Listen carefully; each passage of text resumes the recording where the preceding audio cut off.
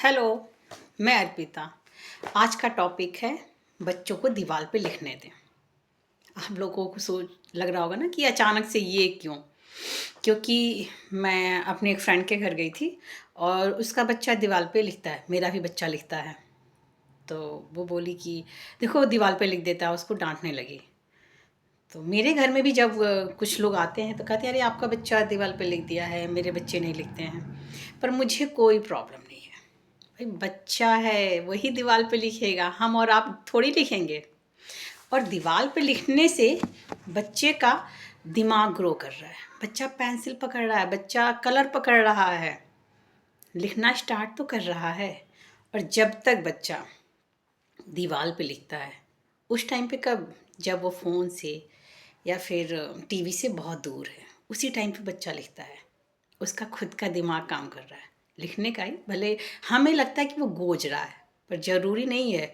उसके दिमाग में कुछ क्रिएशन चल रहा है, उसकी आंखें काम कर रही हैं, उसके हाथ काम कर रहे हैं। तो लिखने दो ना बच्चे को। क्यों उसको स्टॉप स्टॉप करके उसको रोक लो, उसे डांट दो। आप उसे समझा दीजिए। मैं ये नहीं कर रही हूँ, आपको अगर बहुत बुरा लगता है दीवार आपकी गंदी लग रही है, पर वो दीवार गंदी नहीं है जब आप उसको एक अच्छे नज़रिए से देखिए। जैसे मैं, मेरे हस्बैंड को थोड़ा बुरा लगा तो वो एक दिन डांटे, मैं कुछ नहीं बोली। दूसरे दिन फिर मैं उनको कही कि बच्चे हैं, अभी यही लिखेंगे ना, अभी तो हमें इन्हें देख के अच्छा लगना चाहिए, खुश होना चाहिए। अभी मेरे सामने थोड़ा सा मेरा बेटा लिखा हुआ है, मैं आपको वो दिखाती हूँ। मेरी नज़र उसी पे पड़ी और मुझे हंसी आ रही थी। जब इसे आप देख के खुश होंगे ना कि हमारे बच्चों की मासूमियत है, इन्हें देख के हम खुश हों, क्यों गुस्सा हों। और मुश्किल से 1 से 2 3 साल, 3 साल बाद बच्चे ये काम नहीं करेंगे, ये दीवार हमेशा के लिए साफ रहेगी। रही बात दीवार और बच्चे के दिमाग की बात, मेन टॉपिक यही है कि हमारे बच्चे का दिमाग ग्रो कर रहा है। दीवार फिर से कलर हो जाएगी, पर हमारे बच्चे के वो दिमाग का जो स्टेज चल रहा है वो स्टेज वापस कभी नहीं आएगा। मेरा बेटा है, कॉपी पे लिखना बिल्कुल पसंद नहीं, लेकिन वो हमारे घर की सारी दीवारों पे लिखता है। लिखता क्या, वो गूंजता है हमारी नज़रों में, लेकिन कम से कम पेंसिल पकड़ता है। मुझे इस बात की बहुत खुशी है। लिखता तो है, पढ़ाई के प्रति उसका पहला कदम है। तो मैं तो सारे पेरेंट्स से यही कहूँगी कि प्लीज़, आजकल बच्चे, जिसकी दीवारें बहुत साफ़ है उसके बच्चे ज़्यादा टाइम फ़ोन या टीवी देखते हैं। तो फ़ोन टीवी देख के क्या हो रहा है, दिमाग का ग्रोथ रुक रहा है, आंखें खराब हो रही हैं, हाथों की एक्सरसाइज नहीं हो रही है, पैरों की एक्सरसाइज नहीं हो रही है। बच्चा 2 कदम चल नहीं रहा है, दीवार तक जाने के लिए उसे कलर या पेंसिल उठाना है। दिमाग में कुछ तो आएगा तो जाके दीवार पे वो स्लीपिंग लाइन, स्टैंडिंग लाइन, गोल गोल गोजना, कुछ भी करना, पर वो दिमाग में फितूर आएगा तो सही।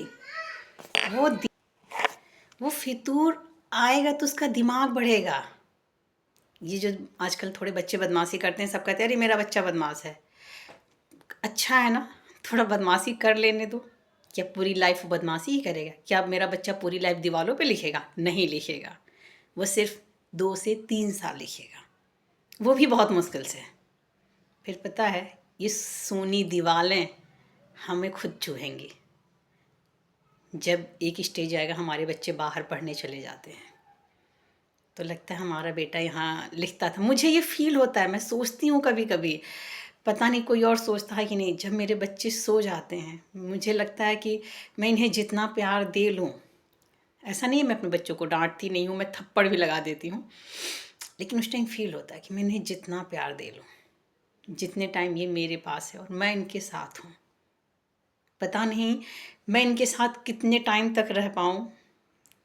और बच्चे अगर बाहर चले गए तो हमारे साथ कितने टाइम रह पाए। तो इस टाइम को उन्हें डांट के मार के क्यों बर्बाद करना। हाँ, मैं उनको ये नहीं कह रही कि उनको हमेशा बिगाड़ते रहना, उन्हें अच्छी लाइन दिखाना चाहिए, समय पे उन्हें डांटना भी चाहिए, समझाना भी चाहिए, लेकिन इन छोटी छोटी चीज़ों पे नहीं कि दीवार गंदी कर दिए, ये काम कर दिए, इस पे नहीं, बिल्कुल भी नहीं। हाँ, तो मेरा ये था कि जब वो जाता है दीवार तक, लिखता है, हाथों की एक्सरसाइज हो गई, आँखों की एक्सरसाइज हो गई, क्योंकि वो जो होता है ना कि अपना दिमाग कॉन्सेंट्रेट कर रहा है। जब दिमाग कॉन्सेंट्रेट करता है तो हमारी आँख और दिमाग दोनों काम करते हैं। कुछ तो महसूस करता है, वो कुछ भी करता है, कुछ सोच के लिखता है, हम आप नहीं समझ पाते हैं। बहुत कुछ है जो बच्चों के दिमाग में चलता है जो हम नहीं समझ पाते। मुझे एक कहानी भी याद है कि मेरी बेटी छोटी सी थी, 2-3 महीने की। मैं 2 महीने के बाद ही ट्रैवल करने लगी थी बच्चे को लेके अपने। 3-4 महीने की थी, मैं जा रही थी गुड़गाँव। मेट्रो में मैं बैठी थी, तो मेरे बगल में एक आंटी जी थीं। उन्होंने कहा कि ये स्टेज बहुत अच्छा है। तो मैंने उनसे तुरंत कहा कि आंटी जी, कैसे स्टेज अच्छा है? बच्चे के सर में दर्द हो और हम नाभि पे हींग लगाते हैं। बच्चे के कान में खुजली हो, हम पैरों में तेल लगाते हैं। बच्ची अपनी तकलीफ़ कह नहीं पाता, उसे खुजली हो रही है, उसे कोई कपड़े चुभ रहे हैं, उसे नहीं पहनने का मन है, हम मोटे कपड़े पे कपड़े पहनाए जा रहे हैं ठंड में। हो सकता है कि वो उस कपड़े को नहीं पहनना चाहता है, लेकिन हम कर रहे हैं, उसे कंफर्टेबल ना हो रहा, हम कैप लगा रहे हैं। हो सकता है वो कैप कहीं से उसको अनकंफर्टेबल फ़ील करा रहा है।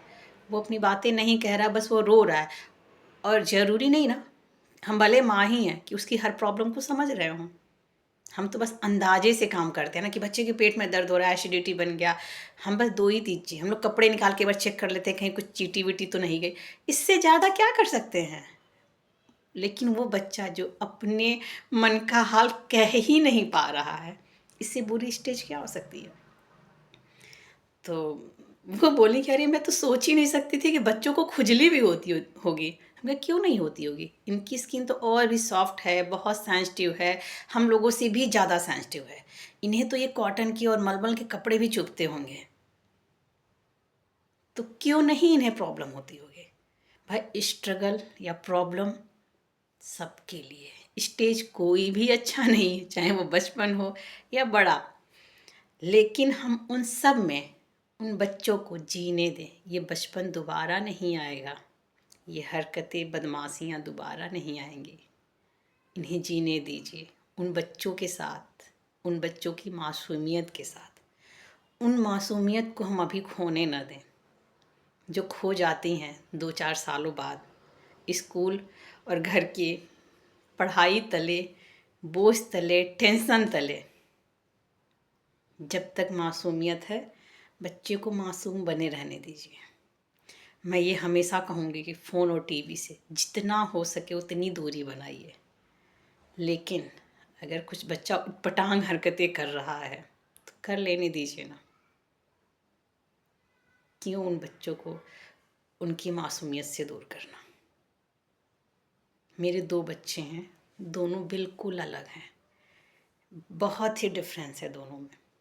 मैंने अपने बच्चों से सीखा है, बहुत कुछ सीखा है। मैं लोगों से कहती भी हूँ कि ये गलत है कि माँ बाप बच्चों को सिखाते हैं। मैं तो अपने बच्चों से बहुत कुछ सीखी हूँ। तो अभी और भी अपने बच्चों के बारे में या फिर और भी प्रॉब्लम, आप लोग को भी अगर कोई प्रॉब्लम हो तो प्लीज़ कमेंट करके मुझसे डिस्कस कीजिए। मेरी गलतियों को मुझे बताइए।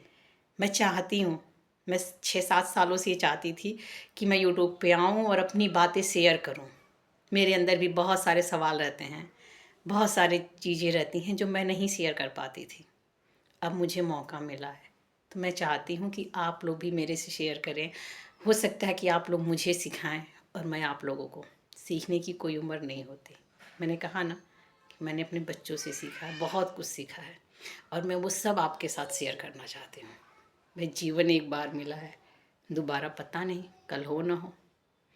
मैं तो हर चीज़ में पॉजिटिविटी ढूंढती हूँ। बस ये मेरा अपना है कि मुझे हर चीज़ में पॉजिटिविटी लगती है। तो फिर आप लोग भी मुझे सिखाइए। प्लीज़ मुझे कमेंट करके बताइए कि मैं अपने बच्चों को कैसे डील करूं और आप अपने बच्चों को कैसे डील करते हैं।